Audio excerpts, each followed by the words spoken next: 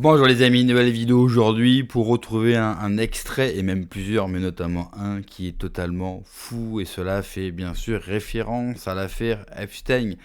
Car il y a des gens qui depuis longtemps ont tenté de nous alerter bien sûr sur les pratiques douteuses, sataniques, pédos de nos élites. Et c'est le cas d'un ancien gendarme, Stan Mayo, qui était l'invité de Feu Tepa bien sûr du média Meta TV. Mais juste avant bien sûr d'écouter ce témoignage terrifiant, n'oubliez pas comme l'habitude de vous abonner, le pouce, le commentaire, le partage, le pouce, j'ai besoin de votre soutien et je remercie aussi tous les donateurs sur Tipeee, c'est vous qui me permettez bien sûr de continuer. On écoute et on en parle juste après.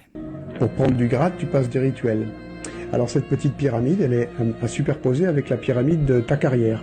Tu veux monter en grade, et ben il faut que dans la loge dont tu fais partie, tu passes des rituels.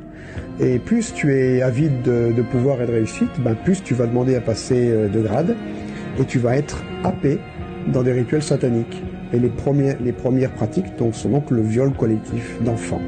Après, avec la mise à mort, etc.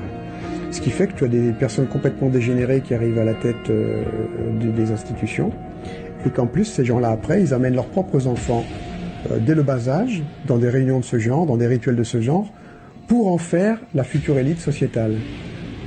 Et ça, c'est quelque chose que les gens ne comprennent pas encore à l'heure actuelle. C'est-à-dire que ce qu'on a vu tous les deux quand on enquêtait, on a fait aussi beaucoup de recherches et des enquêtes qu'on n'a pas encore tout sorti, c'est que il y a un protocole où on voit qu'il y a deux types de victimes, d'enfants victimes. Il y a ceux qui sont des enfants défavorisés, des enfants enlevés, des enfants nés sous X de viol, qui servent de matière première pour l'initiation à d'autres enfants.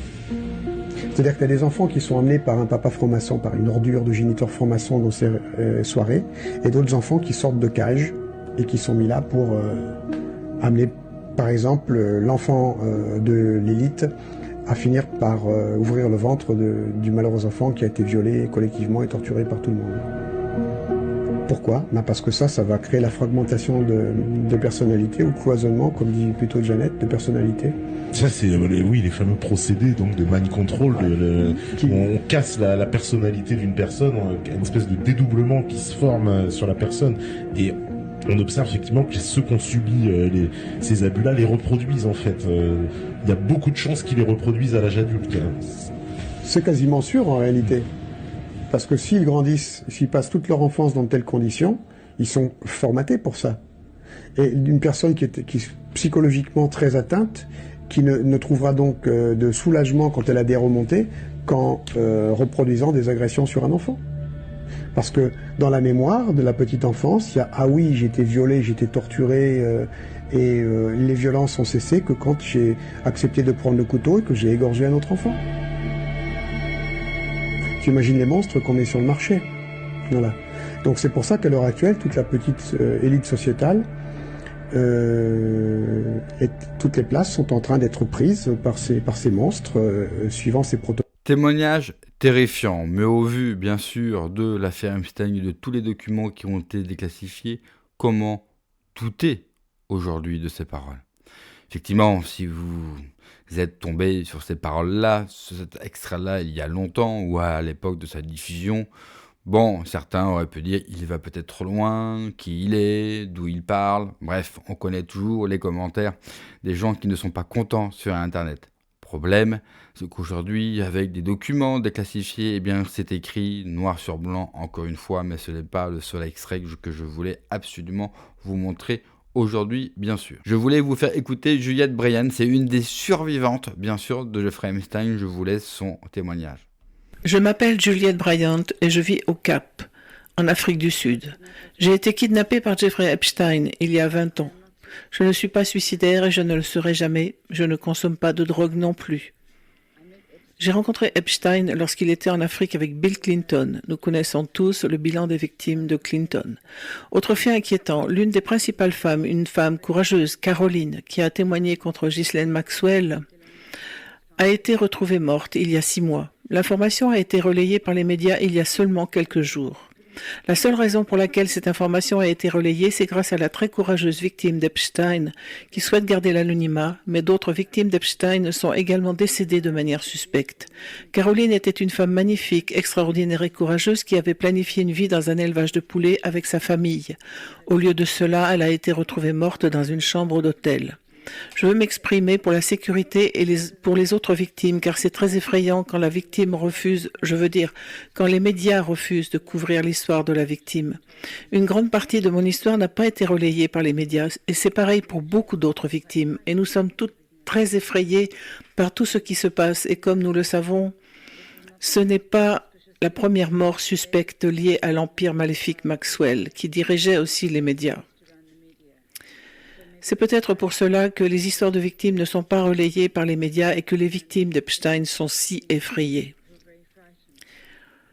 S'il vous plaît, priez tous pour la famille de Caroline et merci de votre écoute. Il était important de vous passer, bien sûr, ce témoignage. On a, mine de rien, beaucoup de témoignages de jeunes femmes ou de femmes tout court qui ont témoigné, bien sûr, de l'enfer qu'elles ont vécu avec le frère Epstein.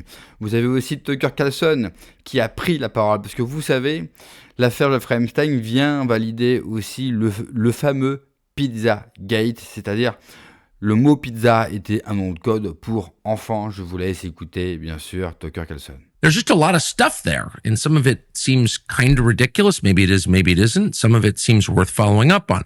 So how do we assess it? Well, that's going to take an awfully long time. Most people don't have the time.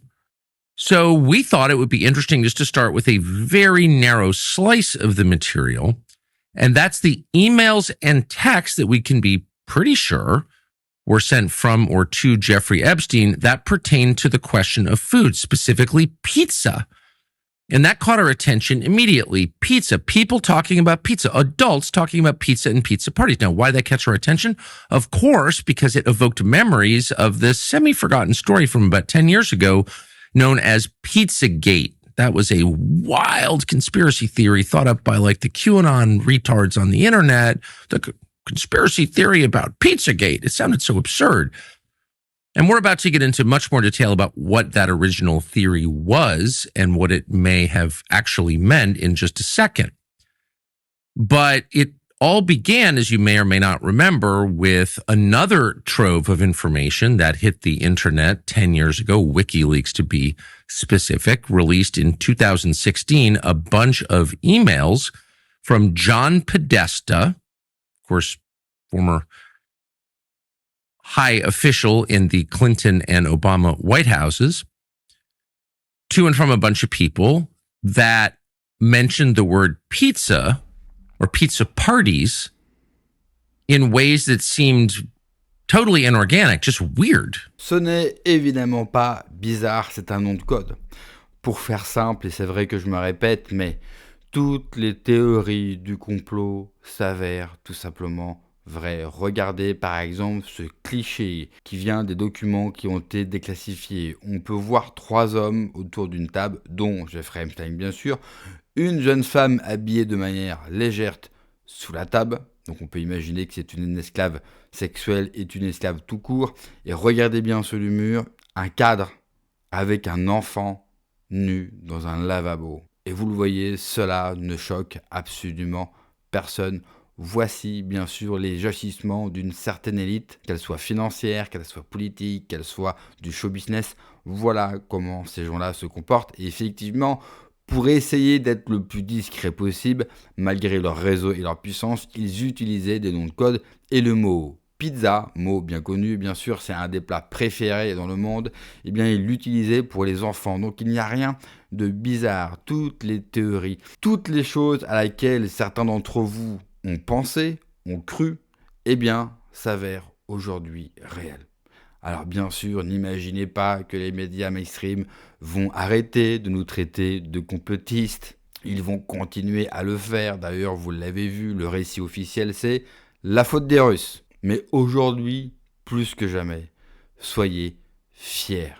Mais vraiment, soyez-le d'être un complotiste. Et quand vous aurez la droite française. Vous savez, cette droite bourgeoise qui passe autant de temps que la gauche à se victimiser. D'ailleurs, on se demande bien les différences entre la gauche et la droite française.